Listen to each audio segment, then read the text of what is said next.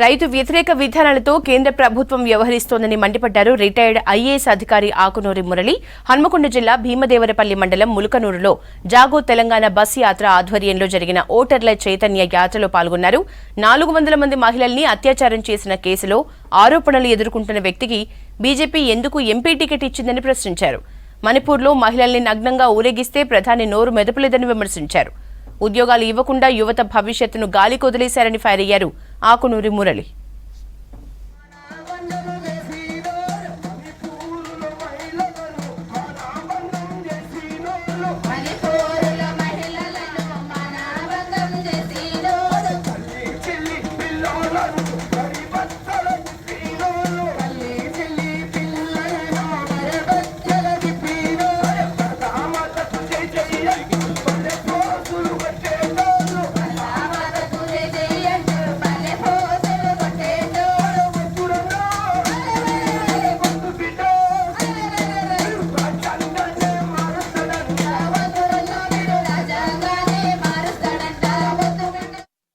పది సంవత్సరాలు వచ్చింది.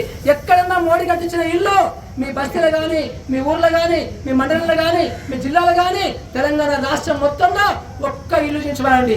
మానవాడు కట్టే ఇల్లు ఈ రాష్ట్రం నుంచి 10 నుంచి 12 లక్షల కోట్లు తీసుకుపోయి ఒక్క మంచి ప్రభుత్వ బడి కట్టలేదు, ఒక మంచి ప్రభుత్వ ఆసుపత్రి కట్టలేదు, ఒక్క పేదవాళ్ళకి ఒక్క ఇల్లు కూడా కట్టలేదు.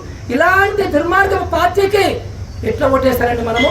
అంటే ఏదో అభివృద్ధి గురించి మాట్లాడకుండా, సంక్షేమం గురించి మాట్లాడకుండా, ఎదుటి పార్టీ వాళ్ళ గురించి మాట్లాడుకుంటూ ఎన్ని రోజులు కళ్ళబెల్లి కబుర్లు చెప్తావు, ఎన్ని రోజులు అభివృద్ధి కాకుండా మిగతా విషయాలన్నీ మన సొంత విషయాల గురించి మాట్లాడుకుంటూ, మన గుండెల్లో ఉండాల్సిన దేవుని గురించి మాట్లాడుకుంటూ, మన గుండెల్లో ఉండాల్సిన మతం గురించి మాట్లాడుకుంటూ ఎన్ని రోజులు టైం పాస్ చేస్తావు, ఎన్ని రోజులు ప్రజల్ని మోసం చేస్తావు.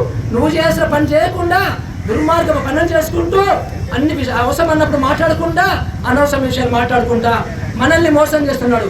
అందుకే ములకనూరు ప్రజలారా మిమ్మల్ని అందరినీ మేము కోరుకున్నది ఏంటంటే, కులగణన చేస్తాట మనం అందరం కులాలను కొట్లాడుకుంటామాట. ఎందుకు కొట్లాడుకుంటామండి? ఈ ములకనూరు మండలంలో ఇంతమంది గౌడ్లు ఉన్నారు, ఇంతమంది శాలులు ఉన్నారు, ఇంతమంది ముదిరాజులు ఉన్నారు, ఇంతమంది మాలోళ్ళు ఉన్నారు, ఇంతమంది మాదిగలు ఉన్నారని తెలిసి కొట్లాడుకుంటాం. మన ఏమన్నా అలాంటిది సుప్రీంకోర్టు అబద్ధం చెప్తున్నాడు. అలాగే కులగణన అనేది అసలు చేయడం సాధ్యమే కాదని అంటున్నాడు. ఎందుకు సాధ్యం కాదండి? పాత గవర్నమెంట్ చేసినవి, మొన్న బీహార్ గవర్నమెంట్ చేసింది, సాధ్యం కాదండి. లేనే లేదు, ఉత్తరే చేయొచ్చు.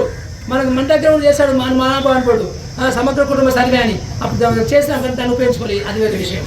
సో ఈ రకంగా ఈ మోడీ బీజేపీ పార్టీ కమలం పువ్వు గుర్తు అనే వాళ్ళు పేదలకు వ్యతిరేకం.